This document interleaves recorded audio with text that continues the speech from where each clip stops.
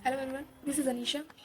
So in this video I am talking about how to create ATS friendly resume for tech jobs. बहुत सारे लोग हैं कि वो 10-15 कंपनीज में अपनी एप्लीकेशन अप्लाई कर देते हैं रेज्यूमे से और उसके बाद भी उनको एक भी कॉल नहीं आती इंटरव्यू के लिए। तो इसका रीज़न क्या है? इसका रीज़न सिर्फ स्किल्स अच्छी नहीं है ये है, या रिज्यूमे अच्छा नहीं है। तो इसका सेकंड रीज़न रिज्यूमे भी हो सकता है कि आपका रिज्यूमे उस तरीके से ना बनाओ कि वो पिकी ना हो रहा हो, ATS फ्रेंडली ना हो।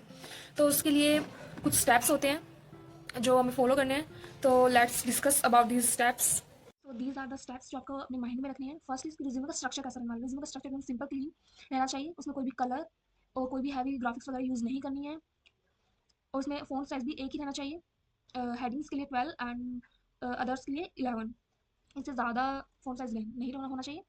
सो इसमें आपको सबसे पहले क्या रखना है, इसको कॉन्टैक्ट डिटेल्स होनी चाहिए तो स्ट्रक्चर में। Second is professional summary, third one is technical skills, and fourth पे आपको वर्क एक्सपीरियंस रखना है, प्रोजेक्ट्स रखने हैं अपने, लास्ट में आपको एजुकेशन रखनी है। सो अगर मैं आपको दिखाऊँ तो आपको रिज्यूमे ऐसा दिखना चाहिए। पहले आपकी डिटेल्स हो, कॉन्टैक्ट डिटेल्स हो, सेकंड पे आपकी समरी हो, थर्ड पे आपका टेक्निकल स्किल्स शो की हुई हो, देन फिर your projects, experience, work and last one is education. And अब हम प्रोफेशनल समरी की बात करें कि प्रोफेशनल समरी आपको कैसे रखनी है। उसमें 3 to 4 लाइन्स की अगर आप प्रोफेशनल समरी रखते हैं तो वो बहुत ज़्यादा एटीएस फ्रेंडली होती है। उसमें आपको आपके रोल, की स्किल्स, आपका एक्सपीरियंस कितना है वो, और अचीवमेंट्स, ये 4 चीज़ों का ध्यान रखते हुए आपको समरी क्रिएट करनी है। एग्जाम्पल इसमें बताया गया है। एंड इस रिज्यूमे भी हम देख लेते हैं एक बार।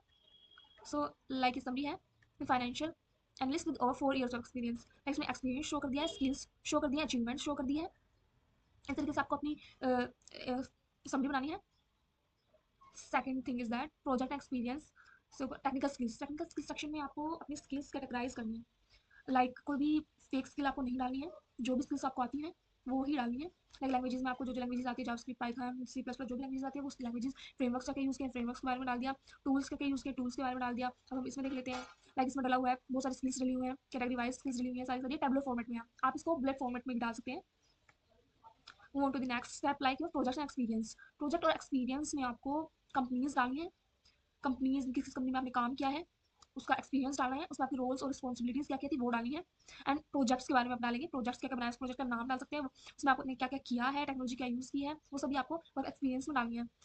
हम इसमें देखें कि फाइनेंशियल एनालिस्ट है, इसमें TCS की कंपनी है और ये इसकी रोल्स और रिस्पॉन्सिबिलिटीज डली हुई है। इसमें हम प्रोजेक्ट का नेम भी यहाँ पे ऐड कर सकते हैं, प्रोजेक्ट का नेम हम यहाँ पे ऐड कर सकते हैं कि हमने प्रोजेक्ट बनाया है। तो वो हम अपनी टाइमलाइन के हिसाब से डालते हैं। आपने 2 to 3 years अगर आपने वर्क किया है तो आप प्रोजेक्ट का नाम नहीं डाल सकते हैं, क्योंकि आप 2-3 साल में सिर्फ एक ही प्रोजेक्ट पर काम नहीं करेंगे, इसलिए यहाँ पे प्रोजेक्ट नाम स्किप किया गया है। अगर आप फ्रेशर हैं तो फ्रेशर्स को प्रोजेक्ट का नाम डालना इंपॉर्टेंट है।